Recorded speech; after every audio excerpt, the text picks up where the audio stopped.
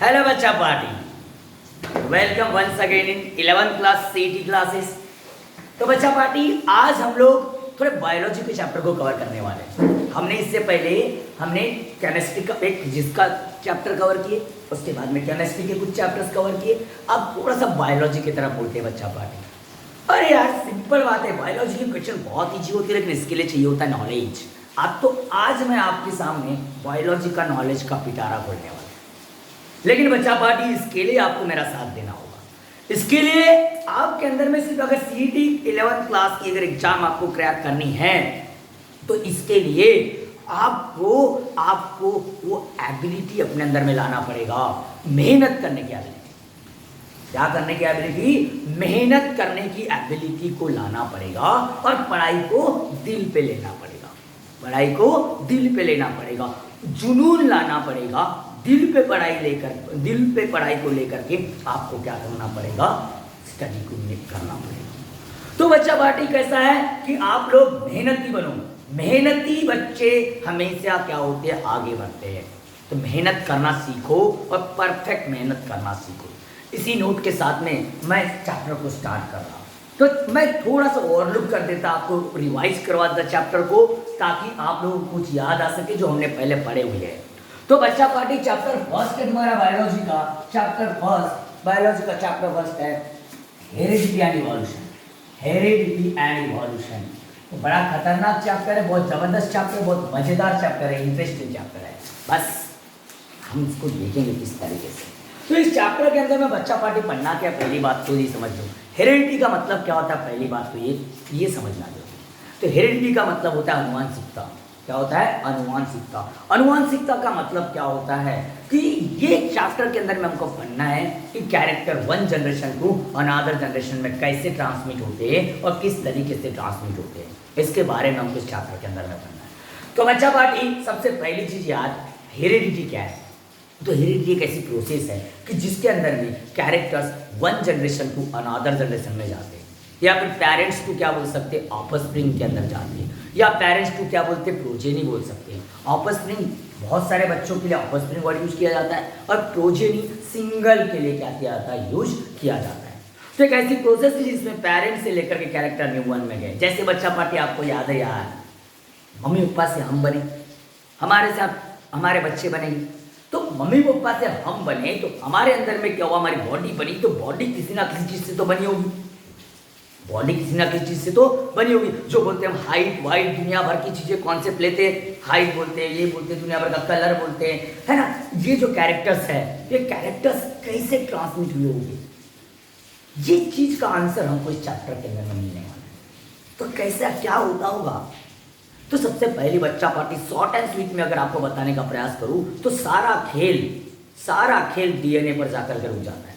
अब वो कैसे डीएनए तक के पहुंचते हैं, इन सब चीज़ों के बारे में अभी आपको मैं बताऊंगा। तो सबसे पहले हेरिडिटी समझ में आ गया, और हेरिडिटी से जुड़ा है हेरिडिटरी कैरेक्टर। तो हेरिडिटरी कैरेक्टर कैसे होते हैं? तो हेरिडिटरी कैरेक्टर ट्रांसमिट होते हैं, तो जो वो कैरेक्टर होते हैं जो कैरेक्टर पेरेंट्स से हमारे अंदर में आते हैं, पेरेंट्स से हमारे अंदर में आने वाले कैरेक्टर्स को क्या बोलते हैं? हेरिडिटरी क्या बोलते हैं? कैरेक्टर बोलते हैं। जैसे अगर प्लांट की बात करें तो height of stem, flowers colour, flowers position, these are the characters which transmit from the parent to offspring. And in animals just like as the blood group, human skin colors, hair colors, etc., which are comes from the parents and assemble your body. But how? One question arising in your mind, how? कैसे? अब कैसे बनते हैं? ये चीज के ऊपर अपने को फोकस करना है। तो सबसे पहले बच्चा पार्टी, इसके लिए अगर सेक्सुअल रिप्रोडक्शन की बात करें, असेक्सुअल में तो कोई बोलना ही नहीं है। असेक्सुअल में तो सीधे के सीधे कैरेक्टर वो उनसे आते हैं। तो सबसे पहली चीज क्या होता है? बॉडी में एक चीज होती है जिसका नाम है, हमारे बॉडी में दो प्रकार की सेल्स होती है। हमारे बॉडी में दो प्रकार की सेल्स होती है। देखो कॉन्सेप्ट लेकर के जा रहा हूँ मैं। हमारे बॉडी में एक सोमैटिक सेल होती है, और दूसरी होती है अगर जर्म सेल। क्या बोलते हैं? जर्म सेल्स, जिसको हम रिप्रोडक्टिव सेल्स बोलते हैं। क्या बोलते हैं? रिप्रोडक्टिव सेल्स बोलते हैं। कॉन्सेप्ट को पकड़ना बच्चा पार्टी बराबर, ध्यान से मेरे वीडियो को सुनना, मैं 100% आपको पूरा कॉन्सेप्ट क्लियर करवा दूंगा। अब देखो, सोमैटिक सेल मतलब हमारी बॉडी की सेल्स है, हमारी बॉडी की डायप्लॉइड सेल्स, हमारी बॉडी की डायप्लॉइड सेल्स जो होती है उन सेल्स को हम लोग क्या बोलते हैं, सोमैटिक सेल्स बोलते हैं।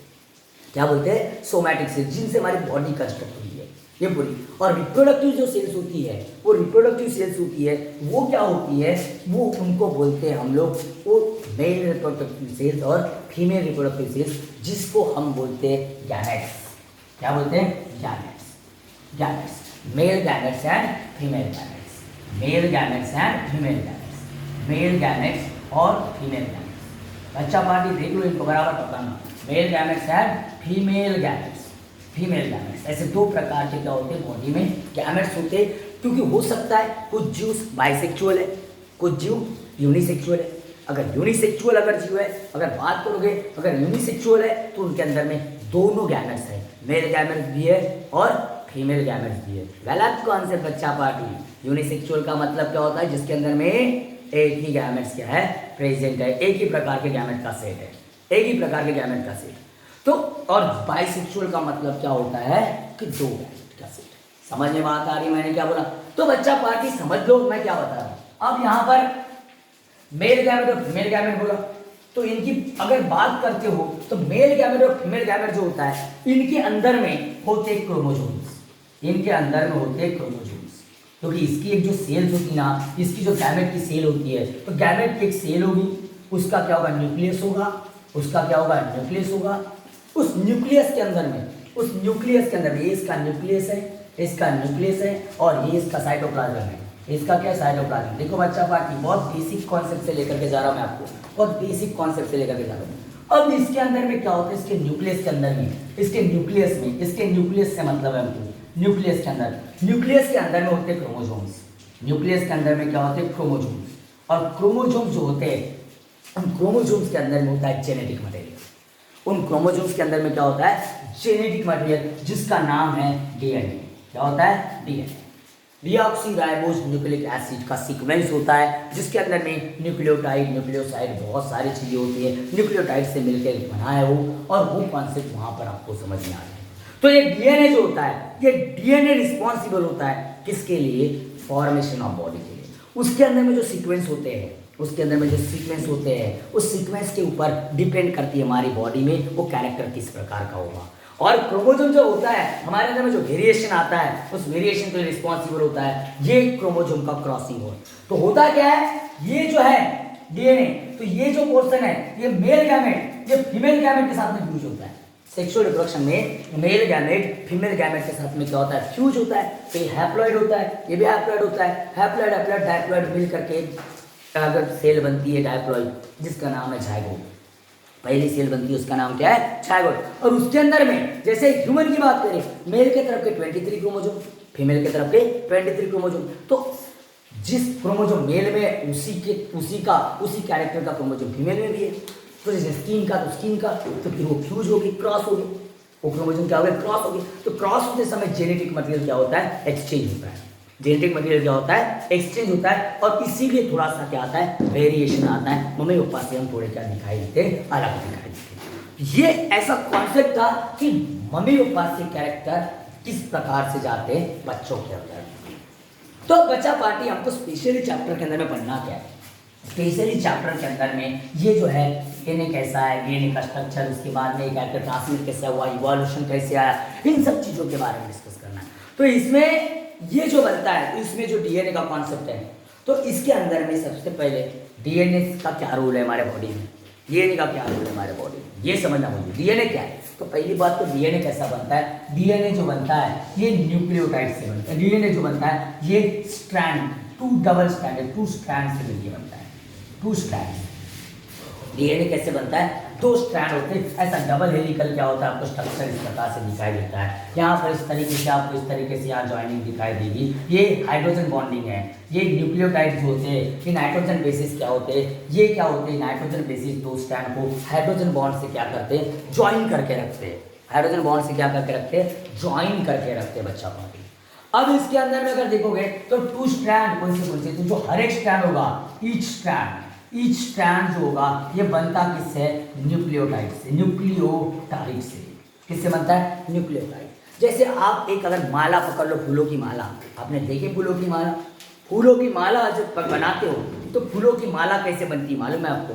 फूलों की माला छोटे छोटे फूलों से मिलके तो एकदम वो फूलों को एक एक धागे में पिरोया जाता है और लॉन्ग, तो वो एक एक फूल मतलब क्या हो गया?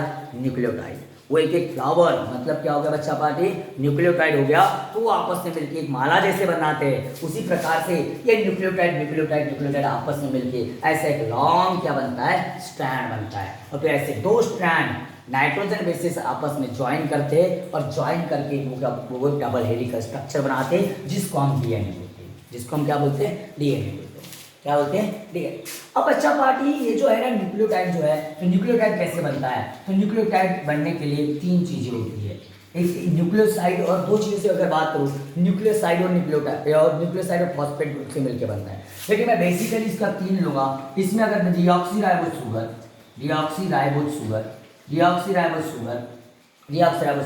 दूसरी बात अगर इसके अंदर में लोगे तो दूसरा चीज इसके अंदर में आता है, अगर बात करोगे फॉस्फेट ग्रुप। कौन सा ग्रुप? फॉस्फेट ग्रुप का मतलब पीओ4 का ग्रुप। ओके बच्चा पार्टी, ये आपस में मिलते हैं और उसके साथ साथ इसके अंदर में क्या आ जाएगा? Nitrogen bases. क्या आ जाएंगे?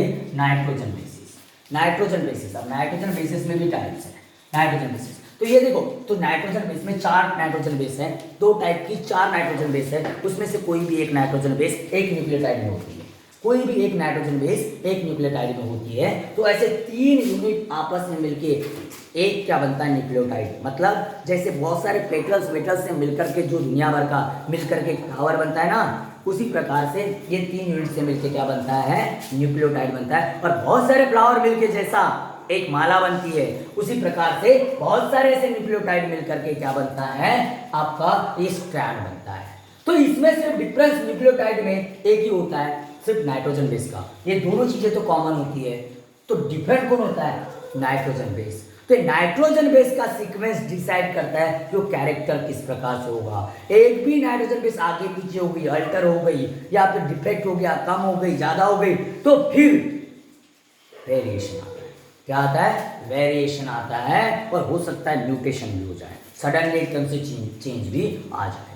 समझे बात आ रही? ये इसका कॉन्सेप्ट है। नाइट्रोजन बेसिस में 2 प्रकार के नाइट्रोजन बेस है, प्यूराइंस है एंड पायरिमिडाइंस है। प्यूराइंस एंड क्या है? पायरिमिडाइंस। तो प्यूराइंस के अंदर में अगर बात करके बच्चा पार्टी, प्यूराइन में एडेनाइन आता है और ग्वानाइन। एडेनाइन आएगा और ग्वानाइन, एडेनाइन और दूसरी बात क्या आता है? ग्वानाइन। एडेनाइन और ग्वानाइन आपको दिखता होगा, ए करके दिखता है, वहां जी करके दिखता है। ए मतलब एडेनाइन और जी मतलब क्या होता है? ग्वानाइन। ए मतलब एडेनाइन, जी मतलब ग्वानाइन। और इधर में होता है, अगर बात करोगे साइटोसाइन, क्या होता है? साइटोसाइन। और दूसरा होता है थायमाइन। यहाँ तक दिख भी नहीं रहा होगा आपको, तो मेरे वर्ड पे से आप लोग लिख सकते हो, मेरा बोल रहा हूँ उस पे से। साइटोसाइन और थायमाइन। साइटोसाइन को क्या बोलते हैं? सी से रिप्रेजेंट करते हैं, थायमाइन को टी से। तो मैं बार बार बता रहा हूं, इन चारों में से कोई भी एक ही नाइट्रोजन बेस इनके अंदर में आएगी और वही डिफरेंस क्रिएट करेगी तीन न्यूक्लियोटाइड का। और वही डिफरेंस क्या क्रिएट करेगा? Appearance of character, expression of the character. तो बच्चा पार्टी ऐसा है। तो यहाँ पर ये जो 2 स्ट्रैंड है, इसमें भी लिमिटेशन है। हमेशा प्यूराइन और पायरिमिडाइन आपस में अटैच होते हैं। जो बॉन्ड दिख रहा है ना, ये हाइड्रोजन बॉन्ड होता है। अब हाइड्रोजन बॉन्ड जो होता है तो हमेशा क्या होता है? एक प्यूराइन तो दूसरा क्या होता है? पायरिमिडाइन। और एक याद रखना, जो यहाँ थायमाइन दिख रहा है डीएनए में, वो अगर आरएनए में अगर बात करोगे, वो सिंगल स्टैंडर्ड होता है आरएनए, डीएनए डबल स्टैंडर्ड है। तो आरएनए के न्यूक्लियोटाइड पे चेंज होता है। आरएनए के न्यूक्लियोटाइड के अंदर में थायमाइन नहीं होता, थायमाइन रिप्लेस करता है यूरासिल। कौन? यूरासिल। वहां यू दिखाई देता है। इस चीज का ध्यान रखना बच्चा का। तो ये हमेशा ये उससे अगर बॉन्ड करेगी तो हमेशा याद रखना, एडेनाइन डबल बॉन्ड के साथ में थायमाइन के साथ में बॉन्डेड होती है। ये डबल बॉन्ड मतलब हाइड्रोजन बॉन्ड, यहाँ बीच में डबल बॉन्ड आता है और वो डबल बॉन्ड का मतलब क्या हो गया? Hydrogen bond. और इन्हीं की वजह से 2 स्ट्रैंड आपस में क्या होते हैं? ज्वाइन होते हैं। उसके बाद में अगर बात करोगे, और हमेशा साइटोसाइन किसके साथ में बॉन्डिंग करेगी? ग्वानाइन के साथ। साइटोसाइन किसके अंदर बॉन्डिंग करेगी? ग्वानाइन के साथ में हमेशा क्या करेगी? बॉन्डिंग करेगी। और वहां पर ट्रिपल बॉन्ड होगा। तो ये जो बॉन्ड है, किसी ने पूछा ये बॉन्ड कौन से बॉन्ड है? 3 बॉन्ड को कौन सा बॉन्ड बोलोगे? Hydrogen bond. क्या बोलोगे? Hydrogen bond. हो सकता है किसी रीति में क्वेश्चन अराइज कर दे इसके ऊपर में, हो सकता है, may be chances, there is a chances. उम्मीद करता हूं कि ये कैसा डीएनए बना है, आपको ये कॉन्सेप्ट आपको समझ में आ गया होगा। अब इसके बाद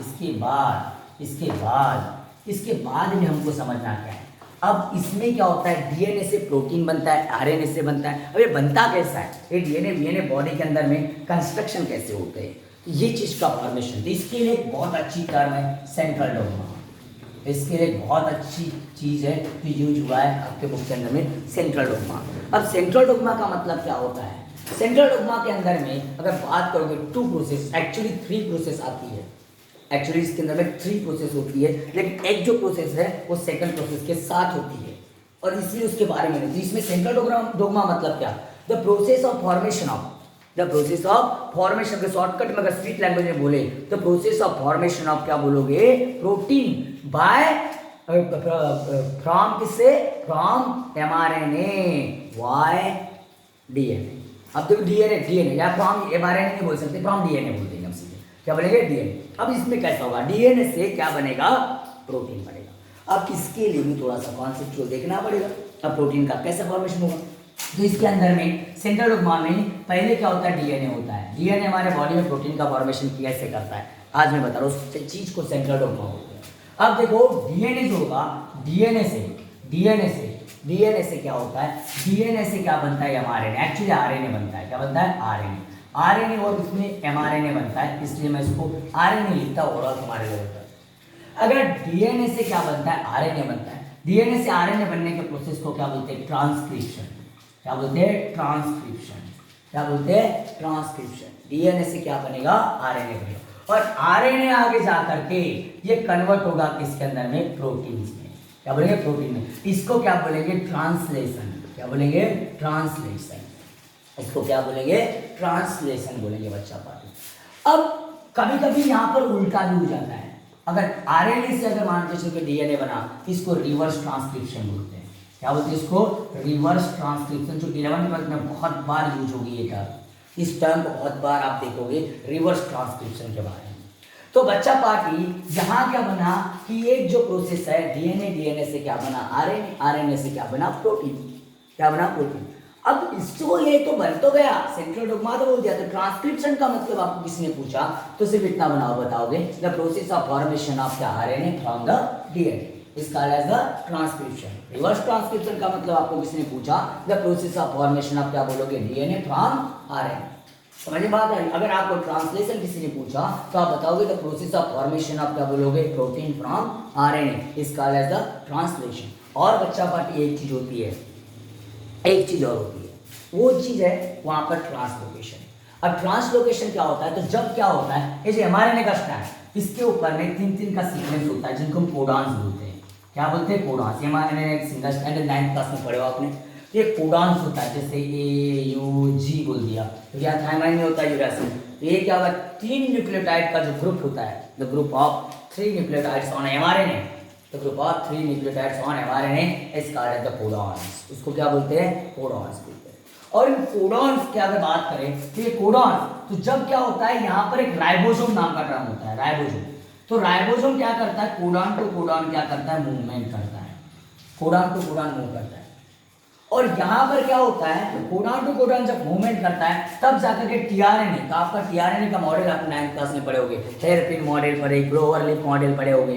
हेयरपिन मॉडल अपन यहाँ पर लेंगे, हेयरपिन मॉडल का क्या लेंगे हम लोग, क्या लेंगे यहाँ पर इस तरीके से, यहाँ पर टीआरएनए लेंगे जिसमें एंटीकोडॉन्स होते हैं।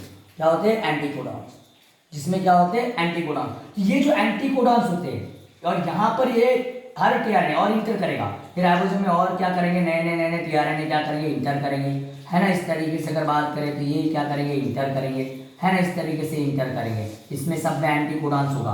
और ये यहाँ अमाइनो एसिड यहाँ पर क्या करते हैं, कंटेन करते हैं। अमाइनो एसिड क्या कंटेन करते हैं, अमाइनो एसिड। क्योंकि प्रोटीन का मतलब क्या होता है, protein is the polypeptide chain of the amino acid. तो क्या होता है बच्चा पार्टी कि जब ये आ रहे हैं तो ये इस कोडॉन टू कोडॉन मूव करेगा। पहले वाले यहाँ से कोडॉन के साथ में एक टीआरएनए जुड़ गया, एक टीआरएनए पहले वाले कोडॉन से जुड़ गया, तो मतलब यहाँ पर क्या हो गया, इससे जब ज्वाइनिंग होती है तब जाकर के अमाइनो एसिड यहाँ पर रिलीज हो जाता है। अमाइनो एसिड क्या होता है, रिलीज करता है कौन, टीआरएनए। फिर उसके बाद में दूसरा जब आएगा तब तक के ये पोजीशन चेंज कर लेता है, पोजीशन में मतलब सरकता है, एक कोडॉन से दूसरे कोडॉन की तरफ जाता है।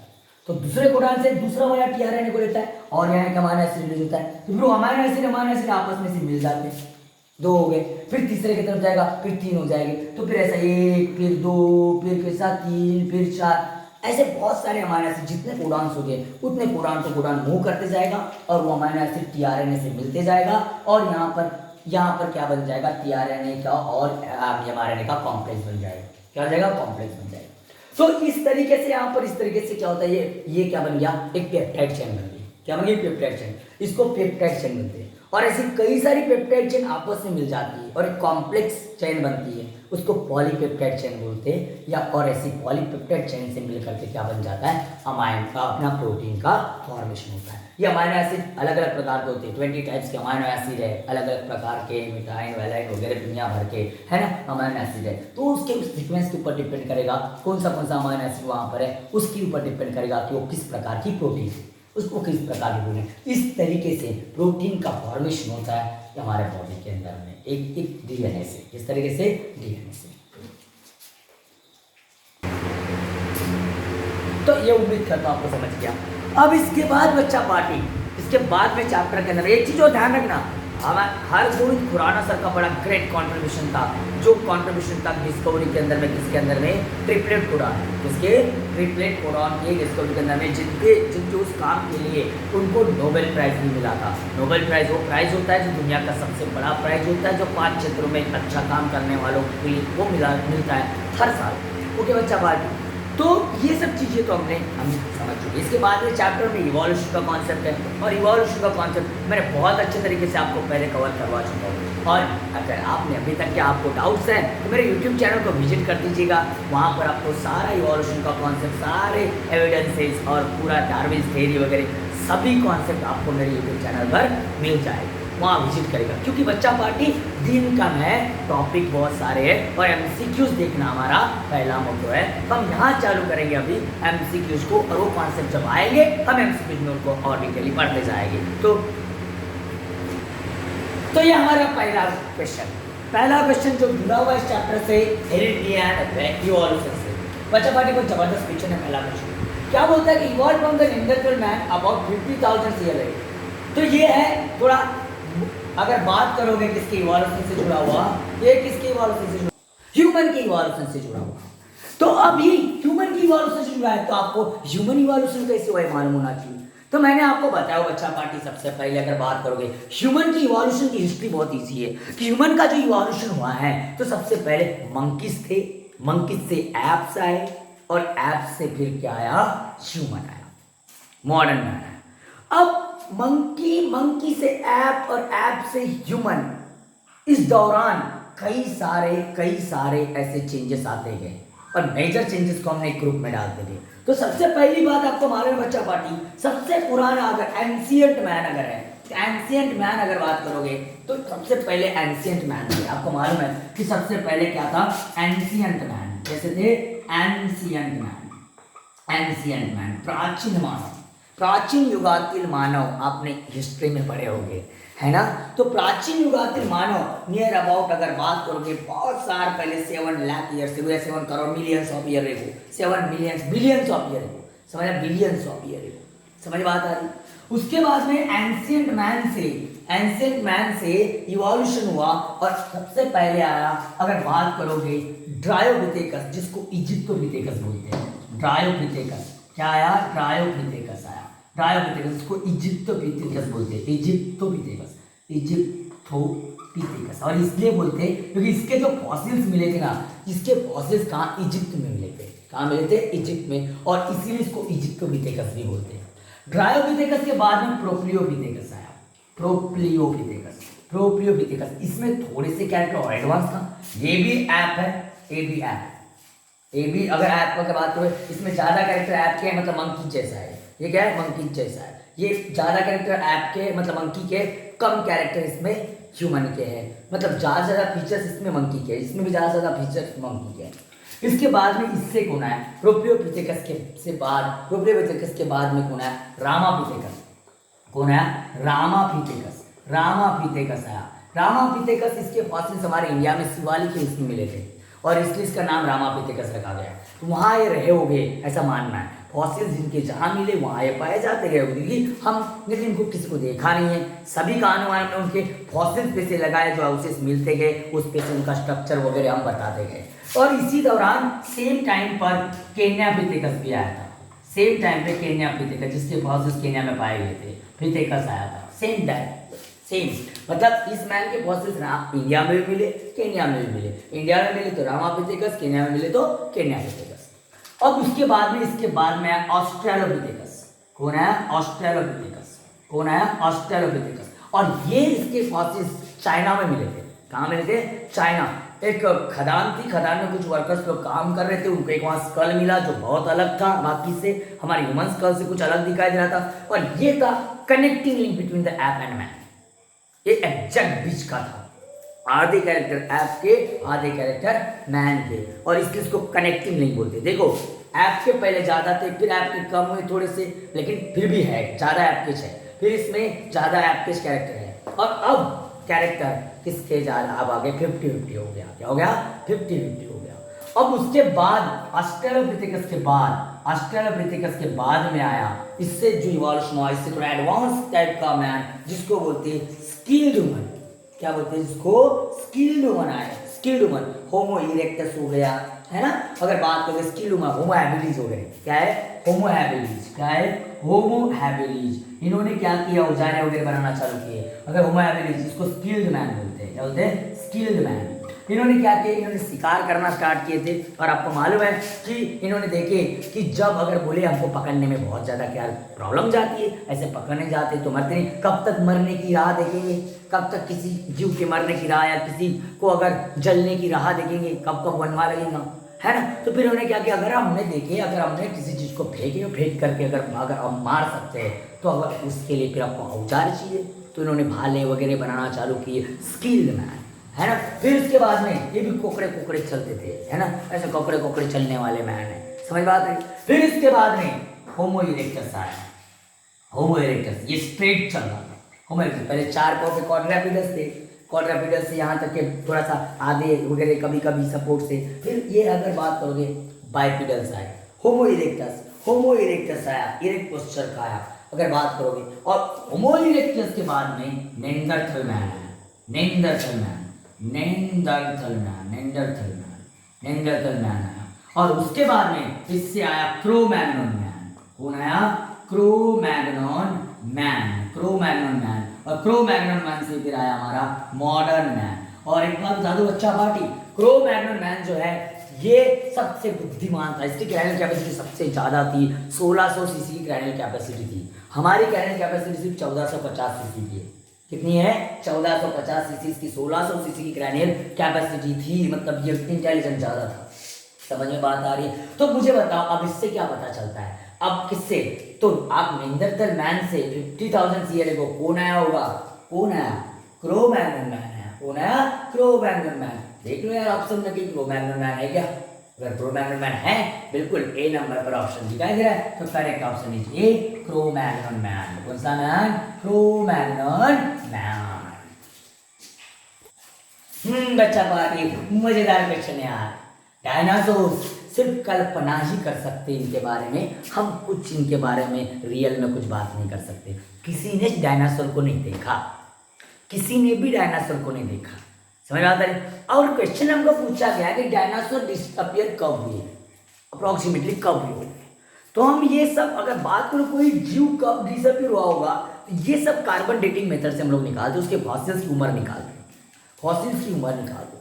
तो बच्चा पार्टी एक बात है, एक ऐसी थ्योरी है, माना जाता है सबसे पहले मैमल्स और डायनासोर, छोटे छोटे मैमल्स थे, मैमल्स छोटे छोटे मैमल्स थे, एकदम छोटे छोटे चूहे जैसे, समझा, एकदम छोटे छोटे चूहे जैसे मैमल्स थे।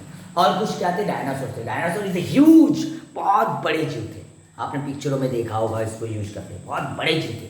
तो क्या हुआ कि ये हो रहा था, कैसा हो रहा था, इस समय पर फिर मैमल्स लोगों को क्या हो रहा था, मैमल्स लोग डिस्ट्रॉय हो रहे थे, क्योंकि उसको कभी डायनासोर के पाँव के नीचे दब जाते थे, कभी डायनासोर इनको खा जाते थे। तो इन्होंने अपने सेफ्टी के लिए क्या करना चालू किए थे? जमीन के अंदर रहना चालू कर दिए थे, जमीन के अंदर रहना चालू कर दिए थे सेफ्टी के लिए। तो क्या हुआ कि नियर अबाउट अप्रोक्सीमेटली 7, अगर बात करोगे तो 7 अगर बात करो करोड़ ईयर से को 7 करोड़ से देखो क्या हुआ, एक धूमकेतु अगर बात करोगे एक कॉमेट, एक क्या बोलोगे कॉमेट, मतलब एक धूमकेतु बोलते हैं, जिसको कॉमेट बोलते हैं। क्या हुआ कि कॉमेट जो होती है ऐसी बॉडी जो होती है, कुछ दो प्लैनेट्स के बीच में बॉडी जो होती है, जो दो प्लैनेट के फोर्स ऑफ अट्रैक्शन से वहां पर रहती है, लेकिन वो वहां से उसका फोर्स ऑफ अट्रैक्शन होता है तो पूरा आग का गोला होता है, पूरा आग एकदम हॉट होता है, हॉट गैसेस से भरा हुआ होता है। तो वो एकदम तेजी से अर्थ की तरफ आया, और अर्थ की तरफ आकर के इतनी हीट उसके अंदर में थी कि जमीन में जाने के बाद और बहुत तेजी से वहां पर ऊपर तक गया, तो पूरे अर्थ का टेम्परेचर इतना हो गया कि पूरे डायनासोर्स क्या हो गए, खत्म हो गए। सरफेस के ऊपर के सारे जीव क्या हो गए, खत्म हो गए। मतलब कौन थे डायनासोर थे, पूरे खत्म हो गए। समझ में आता है? तो मतलब इसका मतलब अब मैमल्स जमीन के अंदर थे, तो जहां गिरा तो वहां के तो मरे होंगे मैमल्स भी, लेकिन जो दूर बहुत थे और जहां बहुत अंदर जमीन के अंदर में थे तो वो कुछ बच गए। तो इस वजह से आज हमारा इवोल्यूशन तो भी हो पाया, नहीं तो आज हम भी नहीं होते, तो ऐसा माना जाता है कि 7 करोड़ ईयर एगो क्या हो गया, डायनासोर डिसअपियर हो गए थे अप्रोक्सीमेटली वो कॉमेट की वजह से। ओके, तो यहाँ पर C option is correct option अगर बात करोगे 7 ईयर से। तो बच्चा पार्टी 3rd नंबर का question, amphibians are evolve from. अब एम्फीबियंस का इवोल्यूशन कैसे हुआ, तो सबसे पहले बच्चा पार्टी हमने पढ़े है, हमने अगर बात करोगे तो हमने इवोल्यूशन अगर पढ़े है, तो इवोल्यूशन में हमने देखे फॉसिल्स पे से हमने इवोल्यूशन का क्या किया हमने पढ़े। तो इसके अंदर में अलग अलग लेयर्स पर, जमीन के डेप्थ के अंदर में अलग अलग लेयर पर अलग अलग टाइप्स के क्या मिले, फॉसिल्स मिले थे। तो सबसे बॉटम में जो फॉसिल्स, वो देखो क्या होता है, कोई भी चीज जो होती है अर्थ की ऐसा नेचर है कि जितना समय के साथ साथ अर्थ के सेंटर की तरफ जाती है, कहाँ जाती है, अर्थ के सेंटर की तरफ ब्यूराइड होती जाती है, अंदर अंदर जाती है जमीन के अंदर। तो ऐसा माना गया कि बोले जिसके फॉसिल सबसे ज्यादा अंदर मिलेंगे वो सबसे पहले आया होगा, और जिसके फॉसिल्स लेट है उसके बाद, तो उसके ऊपर, उसके बाद वाले के उसके ऊपर, उसके बाद वाले के उसके ऊपर, तो ऐसे लेयर्स बनाए गए, जीव सॉइल के लेयर्स बनाए गए। तो सबसे डेप्थ में पाया गया, सबसे डेप्थ में सबसे नीचे फॉसिल्स मिले इनवर्टेब्रेट्स के, इनवर्टेब्रेट्स के क्या मिले, सबसे नीचे फॉसिल्स मिले। और फॉसिल्स उसके बाद में फॉसिल्स आए किसके, वर्टेब्रेट्स के, किसके फॉसिल्स आए, वर्टेब्रेट्स। तो उसके ऊपर फिर अगर बात करोगे फॉसिल्स किसके मिलेंगे, अगर एम्फीबियंस के मिलेंगे, या फिर अगर एक्वाटिक जीव है इनवर्टेब्रेट्स, फिर फिशेस वगैरह आएंगे, है ना, फिशेस वगैरह आएंगे उसके ऊपर में, और एम्फीबियंस आए, क्या है, एम्फीबियंस मिले।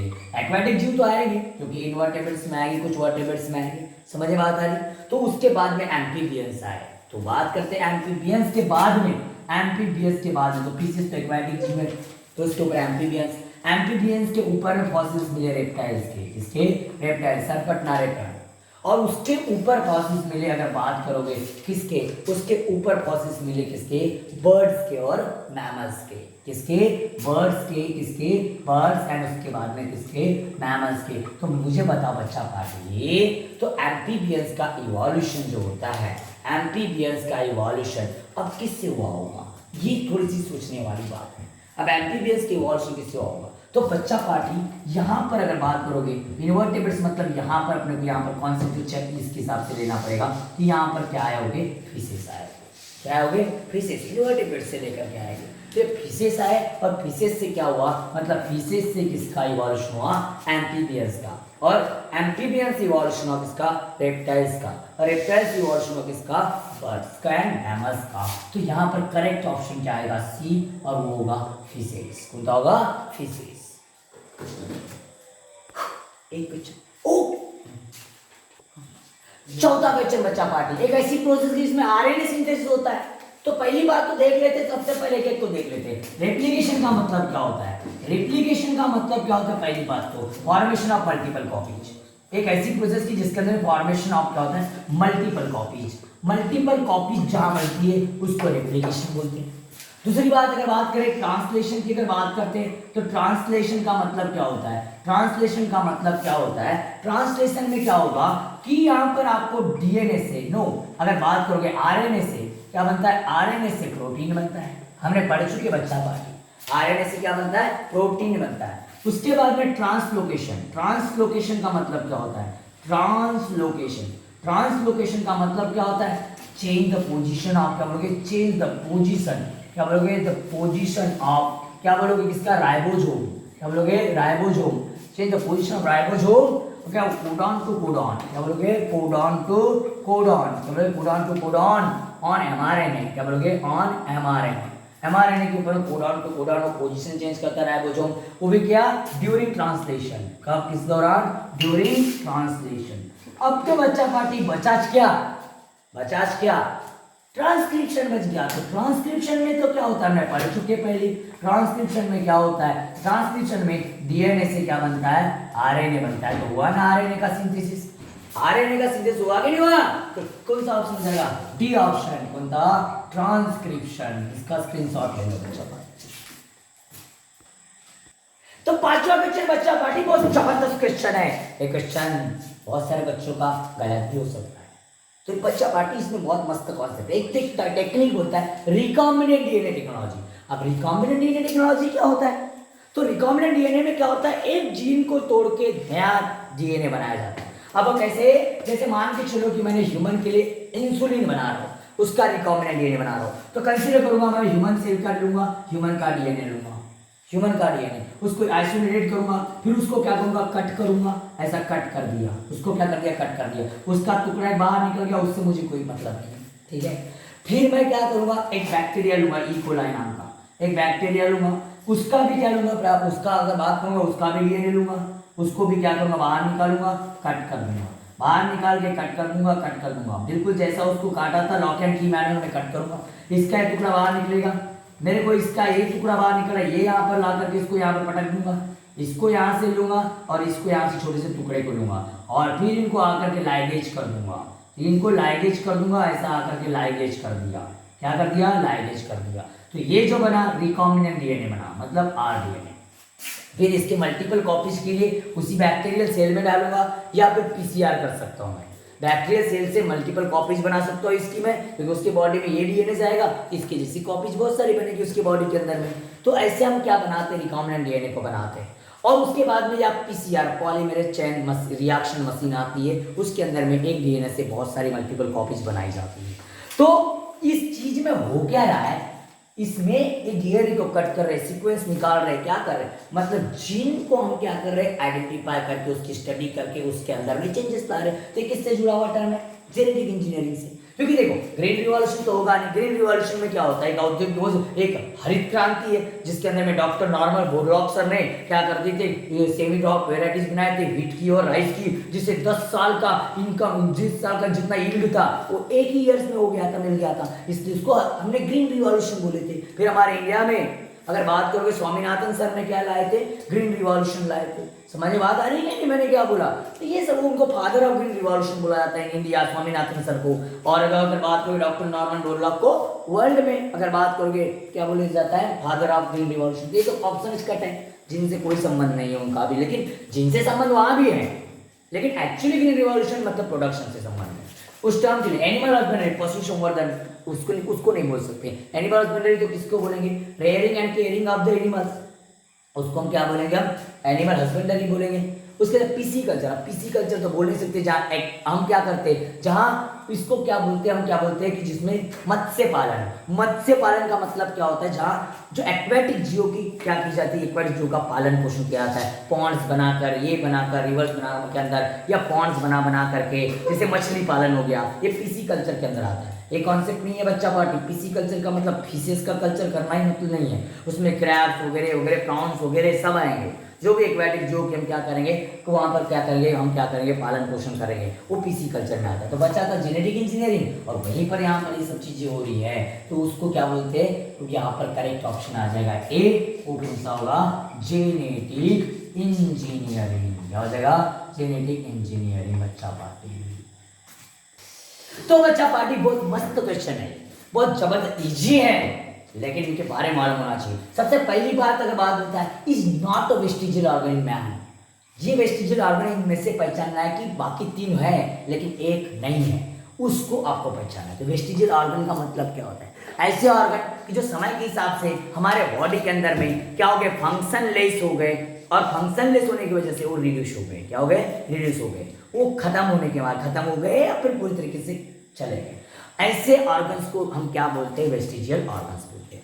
जब आप अपेंडिक्स की बात करता है, तो अपेंडिक्स की बात करोगे तो अपेंडिक्स तो बिल्कुल बात करोगे तो एकदम ये हमारी जो टेल है, टेल वाला रीजन का पोर्शन है थोड़ा सा, तो वो एकदम कोम्ब निकलती, कोम्ब उसको हम अपेंडिक्स बोलते हैं, तो वो तो बिल्कुल रिड्यूस हो चुका है, तो रिड्यूसिंग ऑर्गन उसका कोई फंक्शन नहीं है और फंक्शन लेस है, इसलिए वो रिड्यूसिंग ऑर्गन है। विजडम टीथ एकदम से पनार पनार वाले टीथ है ना, एकदम पनार पनार टीथ नहीं होना है, पनार का मतलब समझता ना, एकदम शार्प शार्प शार्प वाले टीथ। ऐसे टीथ पहले हमको जरूरत थी क्योंकि हम कच्चा मांस खाते थे, पहले हम कच्चा मांस खाते थे, कच्चा मांस खाने वाले जीव थे। फिर कच्चा मांस खाने के बाद में धीरे धीरे हमने क्या कर रहे, पका के खाना स्टार्ट किए थे, एनर्जी कम लग रही थी, उन पे ताकत कम आ रही थी, तो वो फिर उसके बाद में हमने पूरी चीज पका के खाना चालू किया। तो अब देयर इज नो नीड, पर हम अभी ये वेजिटेरियन भी बन गए, तो ऐसी चीजें खाते, सॉफ्ट सॉफ्ट चीजें खाते, तो विजडम टीथ की देयर इज नो नीड, तो मतलब वो धीरे धीरे फिर क्या होते हैं, एकदम कम कम होते हैं, कम विजडम होते हैं, तो ये भी वेस्टिजियल ऑर्गन है।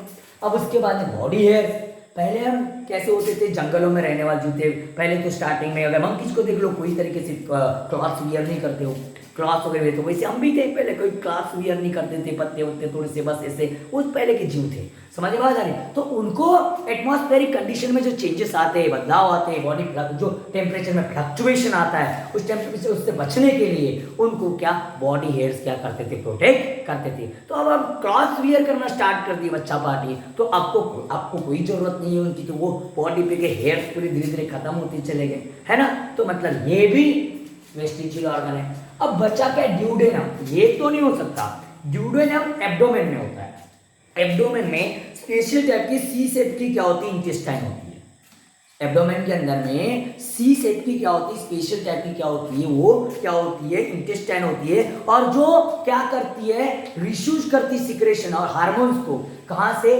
लीवर से, पैनक्रियस से और बाइल जूस से, मतलब वहां से बाइल, मतलब पैनक्रियस से, लीवर से और गॉल ब्लैडर से, कहां से, पैनक्रियस, लीवर और गॉल ब्लैडर, इनसे क्या करती है, वो सिक्रेशन ऑफ हार्मोन्स को क्या करती है, एब्जॉर्ब करती है, और ये अगर एब्जॉर्ब नहीं होगा तो बॉडी में हार्मोन्स का बहुत ज्यादा प्रॉब्लम हो जाएगा, तो मतलब ये अभी भी बॉडी में क्या है, फंक्शनल है, ये अभी बॉडी में क्या है, फंक्शनल है, मतलब ड्यूडेनम, ड्यूडेनम हमारे ये क्या है, हमारा अभी भी फंक्शनल ऑर्गन है, और इसलिए इसको हम लोग वेस्टिजियल ऑर्गन नहीं बोल सकते, तो D option is the correct option, duodenum, कौन सा, ड्यूडेनम।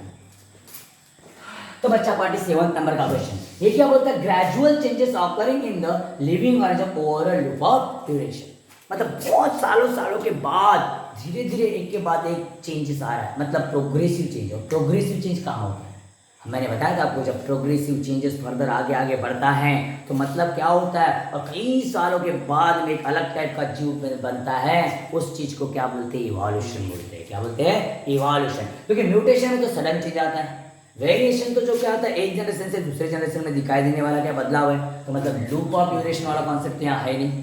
उसके बाद हेरिडिटी, तो सिर्फ एक जनरेशन से दूसरे जनरेशन में कैरेक्टर ट्रांसमिट होने को हेरिडिटी बोलते हैं, बच गया क्या, इवोल्यूशन, और इवोल्यूशन कई कई सालों के बाद में होता है, जैसे मंकी से हम बने उसके लिए कई साल हमको लग गए हैं, कई साल का पीरियड लगा, वो अगर एंशियंट, अगर मैन मतलब प्राचीन युगातील मानव से लेकर के मॉडर्न मैन तक के आने तक, समझा, कई साल लग गए थे, तो मतलब इवोल्यूशन के लिए बहुत over of period of loop of period time लगता है, मतलब A option is correct, evolution, क्या हो जाएगा, इवोल्यूशन। ओके बच्चा पार्टी, 8वें नंबर का क्वेश्चन, 8वां क्वेश्चन बोलता है bring in the coded message from the DNA, ऐसा कौन सा चीजें इनमें से बताना है कि जो डीएनए से मैसेज लेता है और उनको कोडेट करता है, कोडेट करता है, तो सिंपल सी बात है, ट्रिपलेट कोडॉन किसमें था, और आपको मालूम है डीएनए से कौन बना, आरएनए, लेकिन आरएनए में कहा एक्चुअली एमआरएनए बनता है, क्योंकि आरएनए में राइबोसोमल आरएनए, टीआरएनए है और मैसेंजर आरएनए, लेकिन मैसेंजर आरएनए में ट्रिपलेट कोडॉन होता है, क्या होता है, ट्रिपलेट कोडॉन, बाकी किसी में ट्रिपलेट कोडॉन नहीं होता, समझ में आता है, क्योंकि टीआरएनए में एंटीकोडॉन्स होते हैं। उसके बाद में अगर बात करोगे तो अगर आरआरएनए जो होता है हेलिकल स्ट्रक्चर होता है, कई कई लूप होते हैं उसके अंदर में, तो इसके अंदर में ए ऑप्शन करेक्ट क्या जाएगा बच्चा पार्टी, एमआरएनए, क्या जाएगा, एमआरएनए, ठीक है बच्चा पार्टी, बहुत जबरदस्त क्वेश्चन है, क्रोमोसोमल थ्योरी ऑफ हेरिडिटी, तो chromosomal theory of heredity was postulated by, मतलब किसने बताया, तो बच्चा पार्टी ये जो थ्योरी थी क्रोमोसोमल थ्योरी ऑफ हेरिडिटी, इसमें कुछ पोस्टुलेट थे, इसमें बोला गया था कि जनरली क्या होता है बोले गैमेट ट्रांसफर होते हैं, अगर बात करो क्रोमोसोम जो ट्रांसफर होते हैं बोले वो गैमेट के थ्रू होते हैं बोले, किसके फॉर्म में होते हैं गैमेट, और गैमेट के अंदर में क्या होता है बोले न्यूक्लियस, और न्यूक्लियस के अंदर में क्या होते हैं बोले क्रोमोसोम्स, और क्रोमोसोम्स के अंदर में क्या होता है, क्रोमोसोम्स के अंदर में क्या होता है बोले डीएनए, और उस डीएनए की वजह से क्या होता है बोले वो जेनेटिक अपीयरेंस बनता है। ये ऐसे पोस्टुलेट थे किसके, क्रोमोसोमल थ्योरी ऑफ हेरिडिटी की, और इसको बताया था किसने, सूटन एंड बोहरी ने। अब क्यों बता रहा हूं, क्योंकि चार्ल्स डार्विन तो बोल नहीं सकते, क्योंकि चार्ल्स डार्विन सर ने नेचुरल सिलेक्शन वाली थ्योरी बताई थी, उसमें इसने बताया थे कि जो नेचर सिलेक्ट करता है कि किसी ऑर्गेनिज्म में किस प्रकार का क्या आएगा, बदलाव आएगा, और वो बदलाव ही आगे जाकर के लीड करता है बोले किसके लिए, इवोल्यूशन के लिए। ग्रेगर मेंडलसन ने क्या बताए थे, इन्होंने बताए थे इनहेरिटेंस का कॉन्सेप्ट, क्या बताए थे, इनहेरिटेंस, ये फादर ऑफ इनहेरिटेंस कहलाते हैं। इन्होंने बताए थे कि वन जनरेशन टू एक ऐसे कैरेक्टर हो गए बोले तो किस प्रकार का न्यू ऑर्गेनिज्म क्या होगा, प्रोड्यूस होगा। अनुवंश के बारे में इन्होंने बताया थे, जो कैरेक्टर आते हैं मम्मी पापा से आते हैं वो कैरेक्टर के बारे में ग्रेगर मेंडलसन ने बताया थे। हर गोविंद खुराना सर का कॉन्सेप्ट तो कुछ अलग था, इन्होंने ट्रिपलेट कोडॉन के बारे में बताया था, जो एमआरएनए के स्ट्रैंड के ऊपर में क्या होते हैं, प्रेजेंट होते हैं, और इसके लिए इनको नोबेल प्राइज भी मिल चुका था, पहले भी लेक्चर में मैं बता चुका हूँ। तो बच्चा कौन, सूतन एंड बोहरी, और यही साइंटिस्ट थे कि इन्होंने क्या बताया थे कि क्रोमोसोमल थ्योरी ऑफ हेरिडिटी बताया थे, मतलब correct option is C, Sutton and Boveri, बोलोगे Sutton and Boveri correct option हो जाएगा। Take screenshot. ओके बच्चा पाटिल, ये 10th नंबर का क्वेश्चन है हमारा। अब इसके अंदर में क्या होता है, as per the message on mRNA. अब एमआरएनए का मैसेज मतलब एमआरएनए में जिस प्रकार का कोड होगा, है ना, amino acid are supplied by the tRNA. देखो मैंने जब भी बताया था एमआरएनए को टीआरएनए क्या करता है, अमाइनो एसिड क्या करता है, सप्लाई करता है, तभी प्रोटीन बनता है। तो अब वो अमाइनो एसिड किस टाइप के, अब वो कौन सा अमाइनो एसिड आएगा, मतलब किस टाइप का टीआरएनए आएगा, किस टाइप के अमाइनो एसिड वाला आएगा, ये डिसाइड करता है बोले, कौन डिसाइड करता है, एमआरएनए। तो उसका कोडॉन डिसाइड करेगा, उसमें कितनी ना कैसी नाइट्रोजन बेसिस है, उसके ऊपर डिपेंड होता है किस टाइप का अमाइनो एसिड वहां पर आएगा। तो इसको क्या बोलते हैं डिजीज का, और इसी प्रोसेस को देखो, ट्रांसक्रिप्शन तो बोल नहीं सकते क्योंकि वहां पर डीएनए से क्या बनता है, एमआरएनए बनता है। ट्रांसलेशन तो बोल नहीं सकते क्योंकि ट्रांसलेशन में हमने देखे हैं कि एमआरएनए से क्या बनता है, प्रोटीन बनता है। ट्रांसलोकेशन तो बोल नहीं सकते, सिर्फ पोजीशन चेंज हो रही है, ट्रांसलोकेशन में सिर्फ codon to codon position change होती है, लेकिन एक्चुअली जो कोडॉन टू कोडॉन प्रोसीजर को पोजीशन चेंज करने के दौरान जो टीआरएनए आना है और एमआरएनए की कोडॉन से मिलना है, तो किस टाइप का वो टीआरएनए अमाइनो एसिड लाएगा, कौन सा अमाइनो एसिड लाएगा, वो डिपेंड होता है इसके ऊपर, किसके कोडॉन के ऊपर है, एमआरएनए के इस कोडॉन के ऊपर डिपेंड करता है कि ये जो टीआरएनए है, ये टीआरएनए में ये जो अमाइनो एसिड है, ये अमाइनो एसिड कौन सा अमाइनो एसिड वाला टीआरएनए से कोड करेगा, ये डिपेंड करेगा कि इसका कोडॉन किस प्रकार से है, क्योंकि इसके कोडॉन के हिसाब से इसके एंटी कोडॉन्स हो गए, इसके कोडॉन के हिसाब से क्या हो गया, एंटी कोडॉन्स, क्योंकि यहाँ पर क्या होगा, यहाँ पर अगर बात करें ए हमेशा किससे बॉन्ड करेगा, यू से, और क्या करेगा, हमेशा जी बॉन्ड करेगा किससे, सी से। तो बच्चा पार्टी करिए ए यू जी है, तो मतलब यहाँ पर क्या होना चाहिए, ए के साथ में वो जी वाला मतलब क्या होना चाहिए, यू होना चाहिए, और यहाँ यू है तो यहाँ क्या होना चाहिए, ए होना चाहिए, और यहाँ पर जी है तो यहाँ पर क्या होना चाहिए, सी होना चाहिए, तभी जाकर के क्या कर पाएगा, मैच। और इस सीक्वेंस के ऊपर डिपेंड होगा किस प्रकार से इसके पास में क्या होगा, अमाइनो एसिड होगा। तो सारा खेल किसका है कि एमआरएनए का सीक्वेंस किस प्रकार से, क्योंकि हमेशा देखो ये वाला आकर के कैसा करेगा, ये कैसे आएगा, ये आकर के इस प्रकार से यहाँ आएगा, ठीक है बच्चा पार्टी, और यहाँ पर देखो, तो अब यहाँ पर आ गया, तो चलो कैसी बॉन्डिंग होगी, कैसा कॉम्प्लेक्स बनेगा, तो यहाँ पर बच्चा पार्टी इस तरीके से ऐसा, यहाँ पर क्या है, यू है, यहाँ पर क्या यू है, यहाँ पर क्या ए है, और यहाँ पर क्या सी है, इनके बीच में डबल बॉन्ड बन जाएगा, इनके बीच में डबल बॉन्ड बन जाएगा, इनके बीच में ट्रिपल बॉन्ड बन जाएगा। तो ये क्या हुआ, ये यहाँ बॉन्डिंग किया, मतलब यहाँ इसने क्या कर दिया, अमाइनो एसिड को ट्रांसपोर्ट कर देगा, वो क्या कर देगा, ट्रांसपोर्ट कर देगा, ट्रांसपोर्ट कर दिया वहां पर, मतलब क्या हो गया, ट्रांसपोर्टेशन हो गया, क्या हो गया, ट्रांसपोर्टेशन। तो करेक्ट ऑप्शन इज डी, क्या हो जाएगा, ट्रांसपोर्टेशन, क्या हो जाएगा, ट्रांसपोर्टेशन बच्चा पार्टी।